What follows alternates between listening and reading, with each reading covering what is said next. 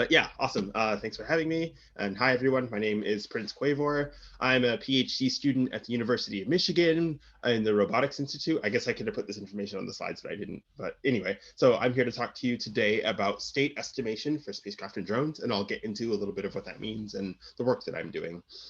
Just full disclosure, this talk will mostly talk about like my procedure and how I get my data and what I'm planning on doing with my data. But because I haven't quite published a paper on this, I don't want to present the results and stuff just yet. So yeah, we'll talk about some of the things that I'm doing, but not quite the conclusions all the way. So yeah, I work in two different labs with my PhD. I work in a lab called MXL, which is the Michigan Exploration Lab with Dr. Jamie Cutler. And then I work in the Autonomous Aerospace Systems lab with Professor Dr. Ella Atkins. And this is cool because in MXL, we kind of work on spacecraft stuff. And in A2Sys, we work on kind of flight and drone systems. So I gotta get a good mix of space and air systems in the work that I'm doing, which is really fun. So my research is on this thing called state estimation. And what that is really like the state of being of a robot. In particular, I try to apply these methods of state estimation to drones and spacecraft, hence kind of why I'm working in these two different labs here. My research approach is to discover new methods of state estimation and then test their accuracy on real robots. I don't like to just simulate stuff. I like as much as possible to actually put this thing on a vehicle and see how well it works in real life, because there's a lot of real life considerations that you can't always simulate accurately. And so I'm very interested in understanding how well my methods actually work in real environments. Specifically, I'm aiming and trying to use maps of the magnetic fields of my workspaces to improve state estimation. So we'll talk a little bit about that as we go through, but yeah. So yeah, to start just a little bit with one of the two labs that I work in and the kind of the space stuff that I do. So yeah, one of the labs is the Michigan Exploration Lab run by Jamie Cutler. And in this lab, we build spacecraft called CubeSats, which you can kind of see in this image on the right. These are two spacecraft, our latest mission that went up in space called TBEX, and there's basically two identical ones that we sent up. And I started working in MXL my sophomore year of undergraduate, so I've been here for a while. And I've since then been focused on attitude determination and control systems, which is basically focused on two things. First, it's where is our spacecraft pointing? And second, how can we make our spacecraft point to where we would like it to see something of interest? And yeah, I've worked on two missions that have gone up in space, which is really fun and cool. And this is me taking like a selfie in the solar panels of one of our spacecraft, which is really fun. But yeah. So yeah, and this is an image of the first spacecraft that I worked on that went up in space. So this is actually it being deployed from the International Space Station. And this is our little bread box called our little loaf of bread called Cadre, orbiting Earth and stuff, which is fun. And so the reason that pointing is important, that state estimation is important, is because if you have a camera on your spacecraft, or you have high gain radios, or you have any sensor that needs to be pointing at a certain place on Earth, or you want to take an image of a certain star or something, you need to first know where your spacecraft is pointing, and then you need to be able to point yourself into that desired attitude. So this is kind of why attitude estimation is important in this application. So yeah, this is a short little video of me doing a little kind of attitude estimation demo. So basically what I'm trying to estimate is like the roll, pitch, and yaw of my vehicle, if you will. And you can see that as I'm moving the actual little test demo thing here, my attitude estimation as my algorithm is working tends to be tracking these motions pretty well. So this is kind of the gist of what I'm trying to do with our spacecraft platform, is just to do attitude estimation. Other types of state estimation include like position and velocity, but we don't really need to do that so much on our spacecraft because the Air Force actually keeps track of objects that are orbiting Earth, and they will frequently just publish like, hey, your spacecraft is in this position moving at this velocity and stuff like that. So for our applications, we don't need to do that too much. We kind of just look at the Air Force database, but we have to do our own attitude estimation. So it is important for us to be able to do this accurately. Yeah, so the test platform that I use on this is called an air bearing. Basically, it's like if you take a sphere, you cut it in half, and then you place it on this platform, and you shoot pressurized air up from it. Now this little hemisphere is floating on like a thin film of air, and it has very low pressure. And we, sorry, not low pressure, low friction. And we can kind of use this as a test platform to kind of emulate different types of motion of our spacecraft as it's orbiting Earth and it's going in space. But the tricky thing here is any motion that we do here is going to be going much faster than anything that's actually happening in space. So it's not quite a full simulation, but it's kind of as close as we can get down on here on Earth. The sensors that I use for this are a gyroscope, which tell me how fast I'm rotating, a magnetometer, which is kind of like a compass, but instead of just telling you what direction north is, it also tells you the strength of the magnetic field, and not just in one direction, in all three directions. So that's my magnetometer. And then an accelerometer, which is basically measuring what direction gravity is in, but also if I start accelerating like linearly, or if I'm moving in a circle and I have some centripetal acceleration, it'll also pick up on those kinds of motions as well. And the thing that I'm using to estimate my state is called a Kalman filter. And basically a Kalman filter happens in two steps. Basically, first I take my gyroscope and I integrate that forward in time for a prediction step. And then I use my other two sensors, the magnetometer and accelerometer, to correct that prediction. And I keep going back and forth between predicting and correcting to try to figure out where I'm pointing. And in order to use a magnetometer inside, I needed to make like basically a small magnetic field map around the workspace that I had, which was a fun kind of project to work on. The reason for this is when I'm using my accelerometer, I can basically tell it that, you know, I know gravity is pointing straight down. So whenever you measure something, figure out your attitude relative to straight down. But with the magnetometer, I need to be able to tell it the magnetic field is pointing in this direction with this magnitude. And I don't really know what that is just by standing in a spot. You know, I can't assume a magnitude or a direction indoors. So I had to make my own little map to tell me what all the directions and magnitudes that my magnetometer should expect depending on where the magnetometer was in the workspace. So yeah, this is like a little mock-up of the test platform that I was using. Here's a picture of the magnetometer. It's actually this little black chip here that's sitting up here on the test unit. This is my IMU, which has my gyroscope and my accelerometer on it. And then I have this little wireless radio device so that I can stream data down from my test unit onto my computer as I'm doing my experiments. And lastly, there's a bunch of these little silver spheres, and these are motion capture markers. And basically what I have is a set of motion capture cameras set up around my workspace, and it will tell me what the actual orientation of my vehicle is as I'm doing my test, so that I can compare my estimates until something that I know is like actually the truth. So yeah, that's kind of how I do my spacecraft application stuff. Now to talk a bit more about the drone stuff that I do. So this is work that I do with the Autonomous Aerial Systems Lab, or A2Sys. And again, it's run by Professor Atkins. And we basically focus on flight autonomy and flight safety. So a bunch of the research that's being done in the lab, there's like emergency landing stuff. There's geofencing to figure out how to have, you know, many air vehicles occupying the same space, but making sure that we're not flying near airports and stuff like that. Cooperative payload transport, which I'll show you a video of in a second, and hybrid flight systems, which is a picture of one of my lab mates is working on basically what's called a quad plane, where you can see these four propellers as it takes off as a quad rotor, and then it has this front propeller that gives it thrust and these fixed wings that let it act like as a fixed wing plane and have longer duration flights than you'd be able to get with just a quad rotor. So this is the kind of stuff that we do in this lab. This is a video of the cooperative payload transport stuff that I worked on with one of my lab mates, Matt Romano. So in this, we basically have 5 quad rotors. 3 of them are these leaders, which make this outer triangle, and 2 of them are followers in this inner, inside this triangle. And the goal is to basically only tell the leaders where they need to go. And then we have as many other quad rotors in the center as we need. And they'll follow the leaders, even if they stretch out, they shrink in, they translate around, they rotate, and things like that. And so this is us doing an experimental demonstration of a method that a more senior postdoc in our lab had come up with. And this was the first time that that method had ever been actually like demonstrated with experiments before. So yeah, so the reason that state estimation is important in platforms like this, especially for our lab, is you can kind of see these, I don't know if, can you see my cursor when I'm moving it around?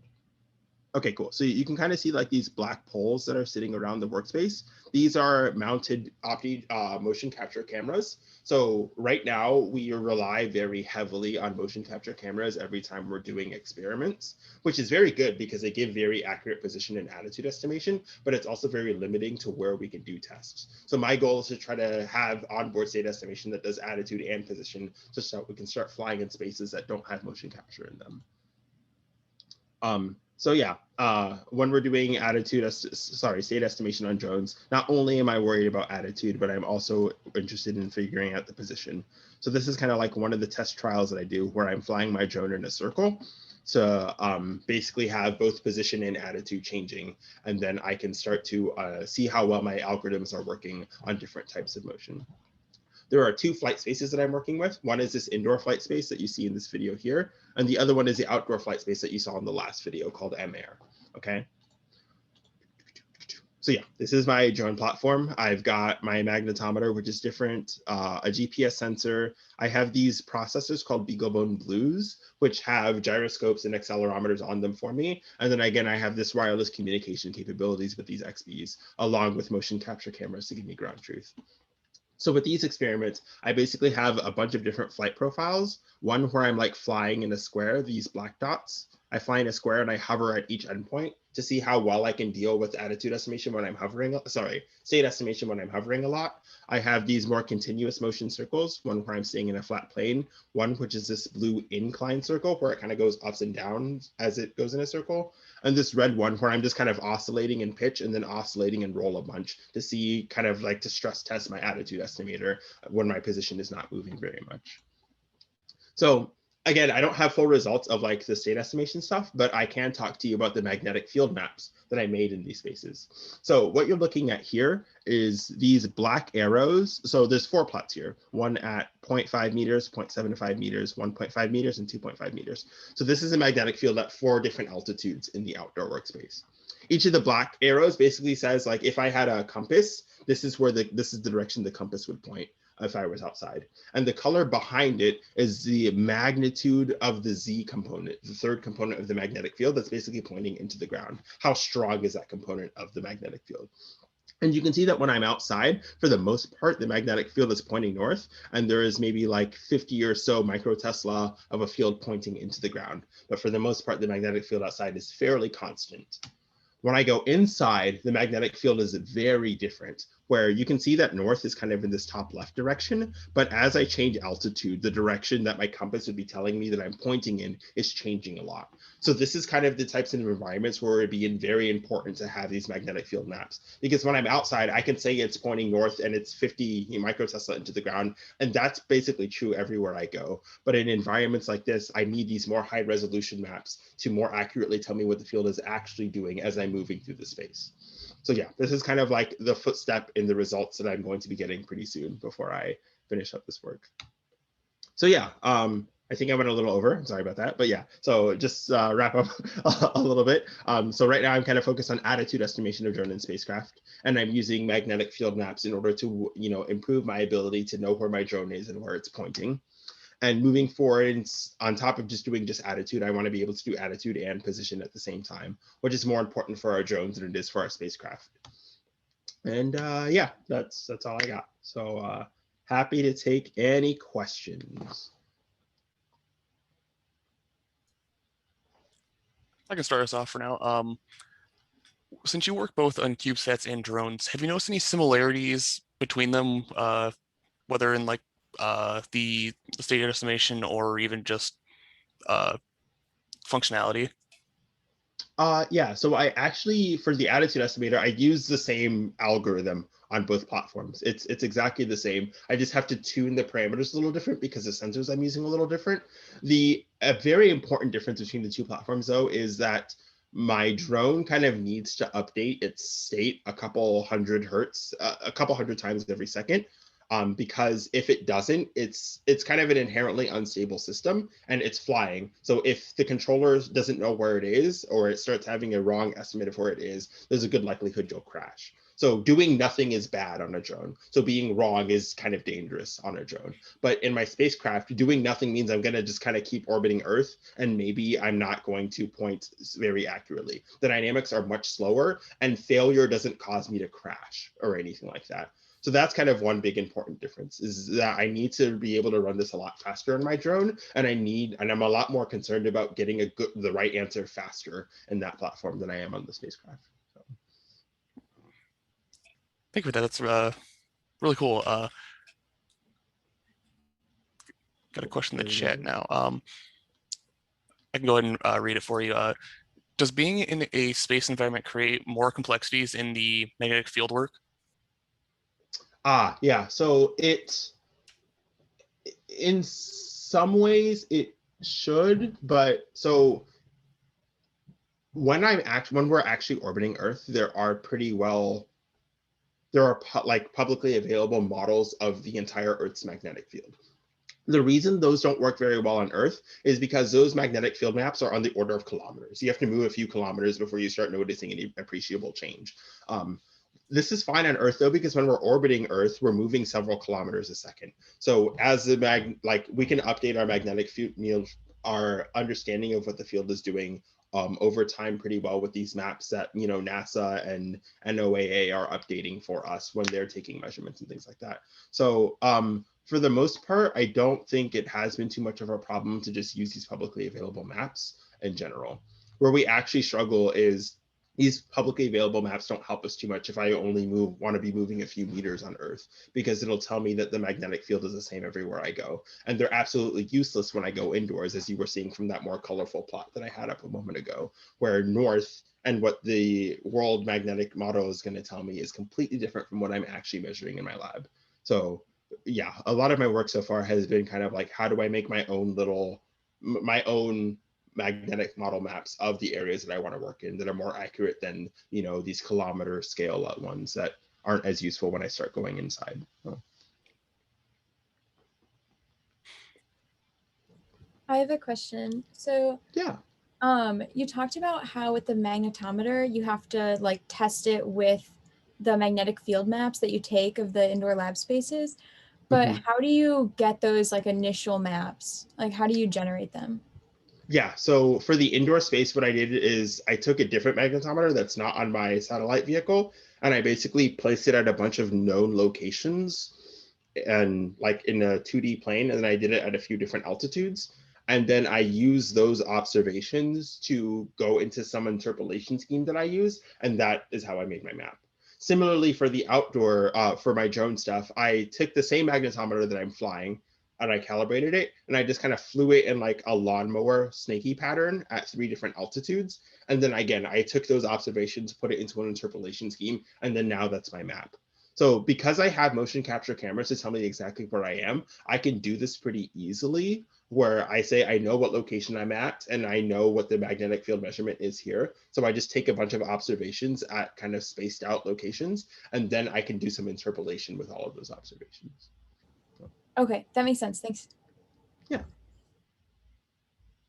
Yeah, that brings up a good point though, where something I'm trying to think about is how do I make these maps in places where I don't have motion capture, for example, because then it becomes a little bit of a chicken and egg, where I need the map in order to know where I am, but I need to know where I am in order to make the map. So this is definitely a thing where I'm going to start needing to use other sensors that are not the magnetometer to first make the map. But then maybe once I have that map, I can start to rely on those sensors less, like cameras and stuff like that, and be able to just use a magnetometer. So, yeah, that's a good question though.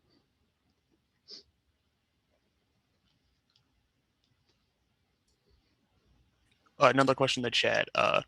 What do you think is a key to success with controlling drones? And what do you spend most of your time debugging with them? The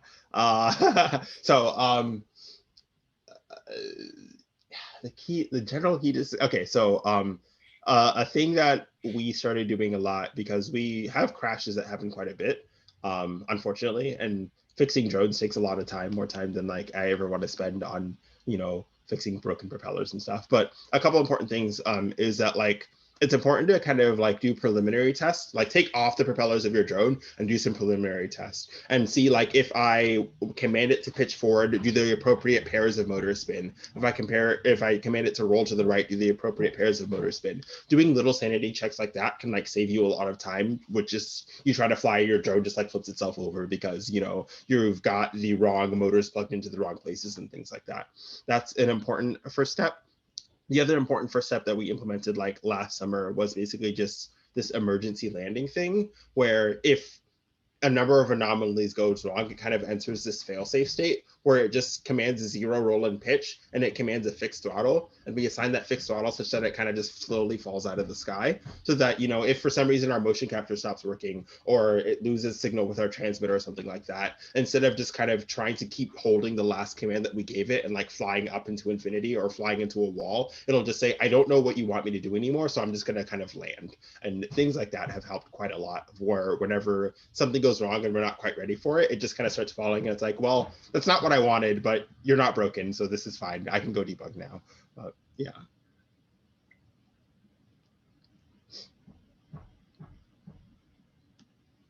Oh, awkward. Okay, it's fine.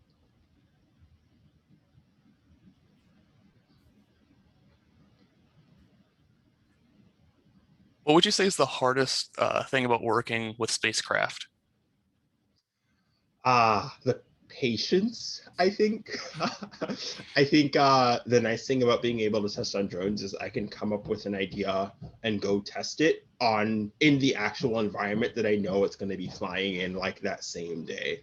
Whereas with a spacecraft, I kind of have to, for long periods of time, make up ways of trying to simulate what's going on in space. But I have to wait maybe like a year or two before it's actually up in space, and then do the whole commissioning routine before I can actually start getting my data to see like the fruits of my labor. So I think there's like longer time horizons that you have to work with spacecraft. And there's a lot more like immediate gratification that I get by working on drones. And it's kind of nice because they do go kind of hand in hand, because I'm using the same algorithm on both. I think I'm making corrections and updates to my methods that I can go use on the spacecraft, but I don't have to wait for, the next time our lab gets to launch something in space for that. So, yeah.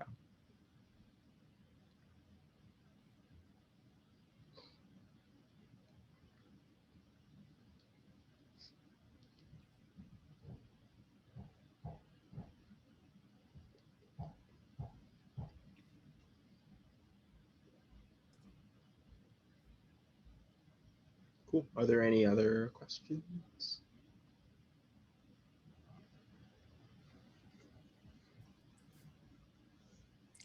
If there's no more questions, we can just move on to lunch. Thank you so much for coming, Prince. That was a great talk. Very interesting. Cool. Thanks. Yeah. Thanks for having me.